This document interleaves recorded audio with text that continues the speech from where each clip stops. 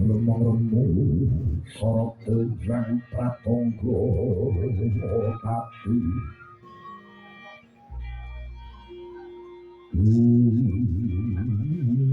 mawan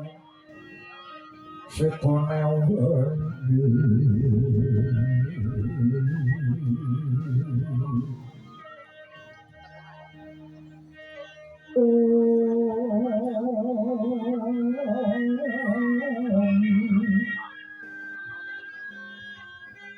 hangga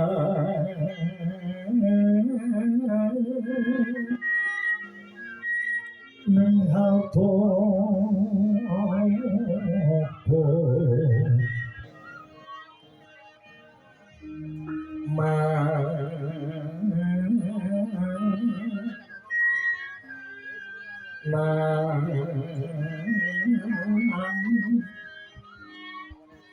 manampak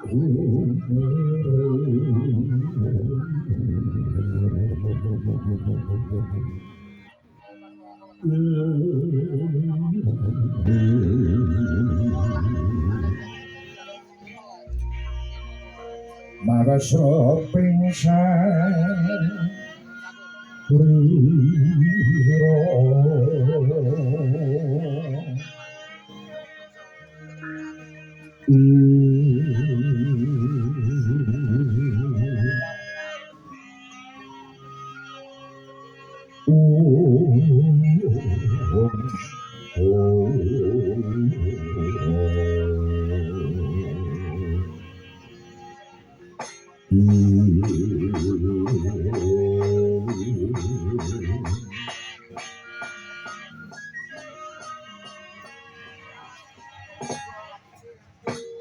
yang sesebati liluwih muga ayo moto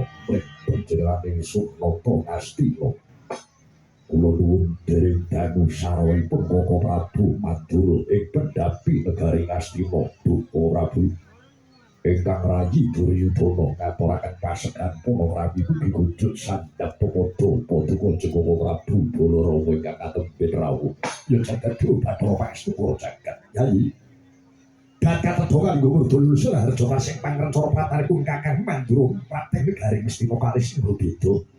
sangat pangampi kula dene Yai Duryudana ngaturaken pasekan para rabi nggih sampun kula tampi mongko bombong birawana boten langkung puja pangestupun Kang Raka Mandura tumandu dhateng Yai Prabu Duryudana ingkang kula tresnani Yai inggih ora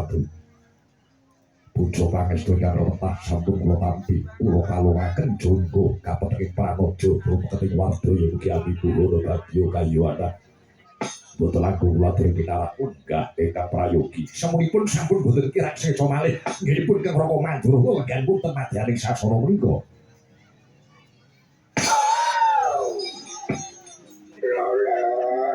semua luwih bunging bumul wana dadi anak sangat dari wana bugrek manyer-manyer wong sewu nggih Kang Prabu Baladewa dereng dangu rawuhipun wonten pendhapi negari Ngastina Kang Bapa Saka Lima ngaturaken salam taklim mugi kunjuk dipun tampi nggih Kang Prabu Mandura Bapa Durna inggih Bapa Kemban sampun kula tampi dawah sami-sami Bapa Durna nggih nggih syukur ngaten katuran pinarak lenggah ingkang seca nggih